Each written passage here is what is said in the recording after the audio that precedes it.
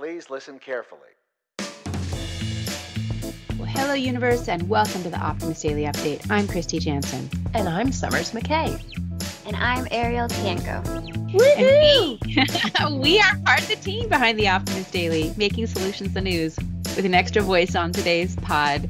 But we bring you the reader-funded solutions news that comes into your inbox every day. And we do that in order to change the tenor of news media, social media, and the direction of your days to get us all focused on solutions. 7 days a week, we publish positive news stories written by award-winning journalists and delivered online to your inbox and through our social channels.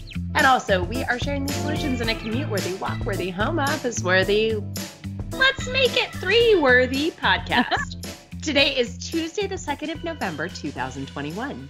All right, guys, so you're probably already figuring out that it sounds a little bit different on the pod because there's like a little voice that chirped in. Hey, Ariel, welcome. Thank you. Hi, everyone. Well, Kristy and I are delighted to be bringing on Ariel's voice into the pod. You guys have already met Amelia, and I think for a long time, super dedicated listeners, especially those in Latvia, you have heard Ariel before. She is one of our staff writers. She is a gifted journalist, and we love her voice, and we just are excited to bring her on as one of the hosts of the Optimist Daily Update. So, welcome, friend. How's the world treating you today, and where in the world are you sitting? Thanks, Summers and Kristy. I'm actually based in Amsterdam, and it's nighttime here now, and it's we just had our daylight saving, so it's getting a little darker earlier here. But I'm going to lean into it and say I'm feeling cozy. I like it. We're, I think, a week behind y'all on daylight savings, and we don't take on daylight savings until this upcoming weekend. And I am trying a strategy from parenting that is basically, Kristy, like you move your kid's clock back 15 minutes a day up until daylight savings. Okay. So it's not like at 3 a.m., she and I are sitting there watching Bob the Builder because we fell back and she's wide awake. So, but I like it. Ariel, I like it. We're going to get cozy. But Kristy, you kind of like this time of year, right? You're a cozy type. I do. And I, spent Halloween curled up with scary movies and the fireplace on. So that's good for your mental health. Exactly. That's why. That's why. Well, all right, guys. So we're a little awkward, right? Three of us here today. We're not exactly sure how this all works, but why don't we just jump into the stories? The stories are fantastic today on the Optimist Daily. Kristy, what do you want to talk about? Oh, am I going first? I think you should go first. Okay, Yeah, I'll go first. So my article, the headline that I chose to be my story for today, reads that the U.S. government funds psychedelic therapy research for the first time in 50 years. And we've written on the Optimist Daily quite a bit about sort of the use of psilocybin and other psychoactive substances in their therapeutic uses, also in terms of creating mystical experience. We had a view on that recently. But psilocybin-assisted psychotherapy is turning out to be quite a beneficial new modality. But for the last 50 years, psychedelic substances have been they've been, quotes, class 1, schedule 1 drugs, which means that federal funding has been off limits for this kind of research. It hasn't stopped some research from going on. Johns Hopkins Medicine is a longtime pioneer in the field of psychedelic therapy. And they've now been awarded a $4 million grant by the National Institutes of Health to continue investigating how psilocybin-assisted psychotherapy can be an effective treatment for, in this case, tobacco addiction.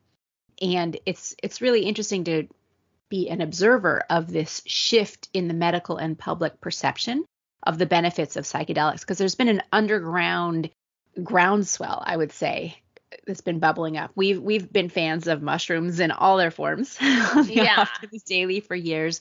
And it's a traditional medicine treatment for many different situations. But so far they've been able to show that there's benefits treating depression, PTSD, addiction, and other kinds of anxiety that have been trickling up through the medical research that's been going on in the last decade, probably, which has been funded by nonprofit organizations or philanthropists or even some for-profit companies.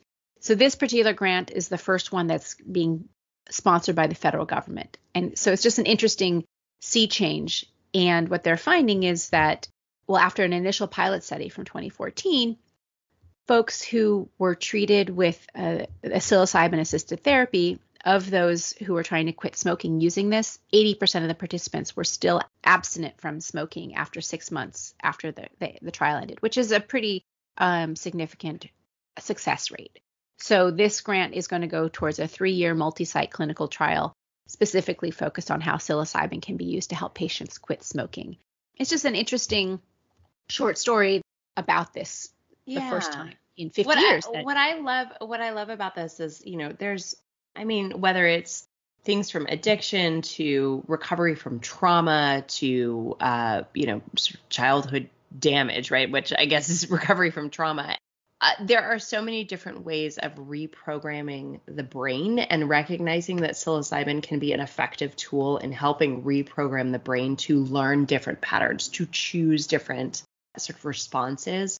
And those of us who are familiar with understanding addiction recovery and spend a lot of time know that there's, the notion that this is a long process for many, many people to overcome the addictive qualities. And certainly I think this is really exciting, right? Because people want to heal. They want to find new paths and new ways to heal, and using tools like this in different ways, whether it be for the cessation of smoking, which we all know is good for our general health, but also some of the deeper roots that this could be teaching us you can kind of dig into and get new solutions for healing. Yeah. So, Ariel, what are your thoughts on this? Invite you into this conversation. I think that it's great that maybe this funding and moving forward in research, it will try and remove the stigma around psychedelics and psilocybin, because I know that, especially I'm going to pull from conversations I've had with my parents, there's a lot of fear and I don't really want to say ignorance, but just miscommunication or perhaps misinformation about mushrooms or, LSD, things like that. So, it's exciting. Mm-hmm. Yeah, definitely. Well, great story, Kristy. Great pick. Ariel, what do you want to talk about today on the pod? Okay, well, I'm going to go with some local news from Amsterdam. My headline Amsterdam Schiphol Airport partners with pigs to help keep skies safe. So if anyone's been traveling on a long-haul trip or through Europe, you'll know that Amsterdam Schiphol Airport is one of Europe's busiest transportation hubs. And it's not just busy for people. There happen to be a lot of geese that like to come and hang out where the planes are taking off and landing. So the airport has recruited a team of 20 pigs to help prevent birds and planes from colliding into each other. So the land that the airport is situated on, much like a lot of the Netherlands, is below sea level. And that makes for rich and fruitful farmland. And this fertile land attracts birds who want to get a snack. They're foraging, they're roosting, but that puts them at risk of being struck by a passing plane. So in the last year alone, 150 bird strikes were recorded at Schiphol Airport. So the pigs, they occupy an area of around 4 soccer fields, and their job is to graze the farmland in between the airport's runways. And that makes sure that there's nothing left for the geese to snack on, and that keeps them off the field. So, the owner of the pigs is... I love this.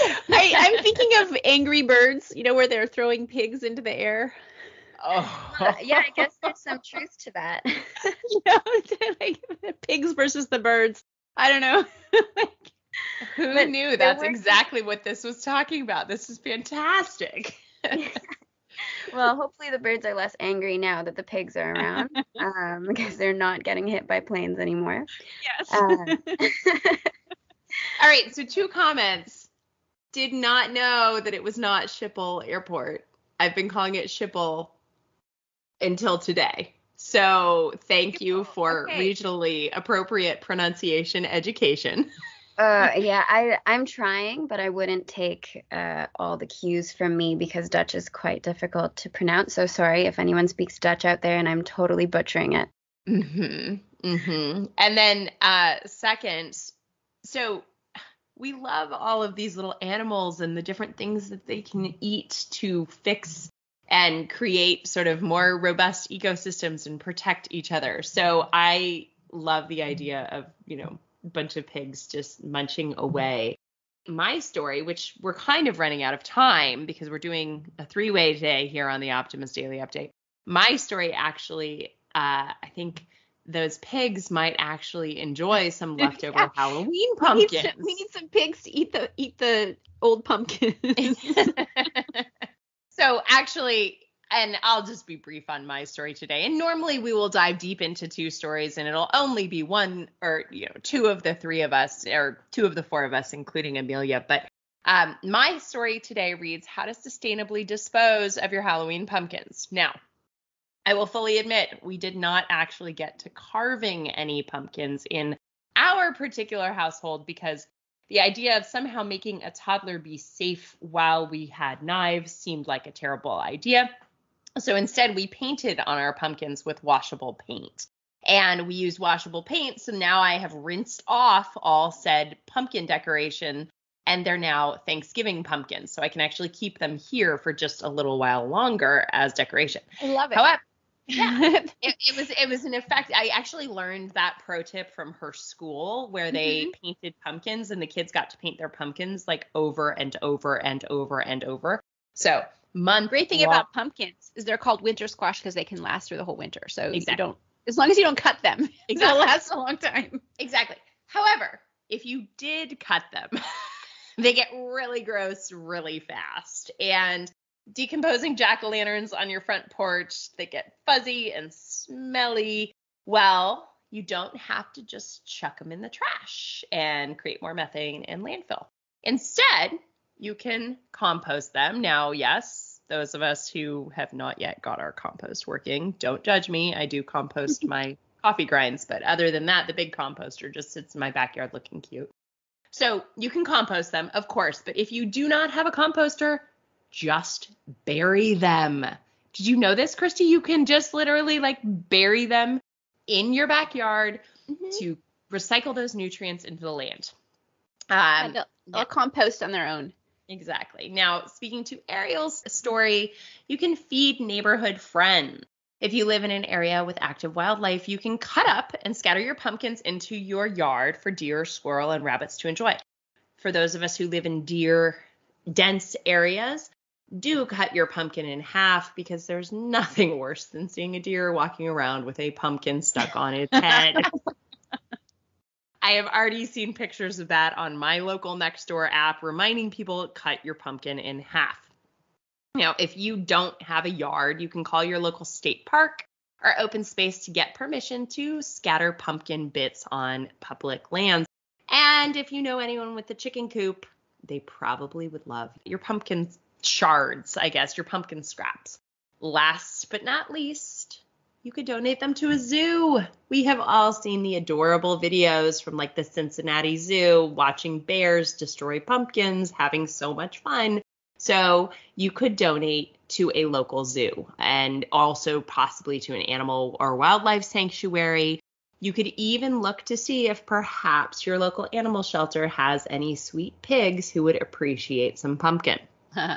And then if you do end up scraping out the seeds of your old pumpkins, right, if you baked them or if you thought you were going to bake them but never got around to, you can actually scatter them and use them as bird seed. So lots of different things you can do with your pumpkins, whether it's sprinkle them outside an airport to protect birds or, I don't know how I can link the pumpkins and the psilocybin story, but I don't know. If there's some mushrooms growing in them. I was going to say, right. So maybe you bury your pumpkins and then grow the mushrooms on.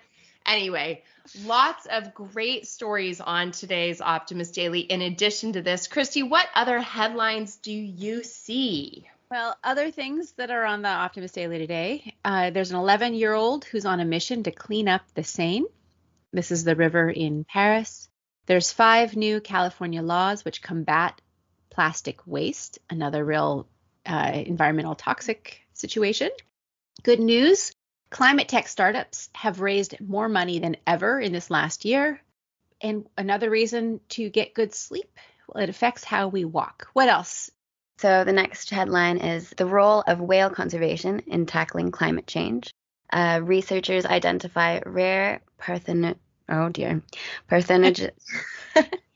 Parthenogenesis. It's off on me. Parthenogenesis births in California condors, and Australian water park halts construction for a pair of nesting birds. Okay, so we've got kind of the bird beat here on the Optimist Daily today. Today's a bird story. Yeah, the rare parthenogenesis births in California condors actually is virgin births, guys, right? So parthenogenesis means there's no daddy needed. No boy bird was involved. No boy bird. Yeah. And this is pretty exciting because as endangered species are moving into parthenogenesis. The tough one. Right. So anyway, it's really exciting. If you are a bird lover, if you are, a bird watcher, today is your day on the Optimist Daily. And guys, thank you so much for listening. Over the next couple of weeks, you will start hearing more voices hosting the Optimist Daily Update because we want to keep the conversation going. And Kristy and I are going to continue to expand the Optimist Daily, reaching new audiences and inviting new people to the discussion. Thank you everyone for listening. Ariel, thank you for joining today. If you like solutions and you want us to keep delivering positive news and cover the current events with accuracy, legitimate sources, and offer you the information needed most to chart new paths for all of us, take on November and a season of gratitude by giving the gift of optimism to someone you love. Sign up to be an emissary for as little as $5 a month or as a gift of $60 a year to someone you love. Let's spread good news. Please help us keep the Optimist Daily free for all who need it, supported by those of us who can't. We'll be back tomorrow with more solutions. Thanks, everybody. Thanks, Kristy. Thanks, Ariel. Bye.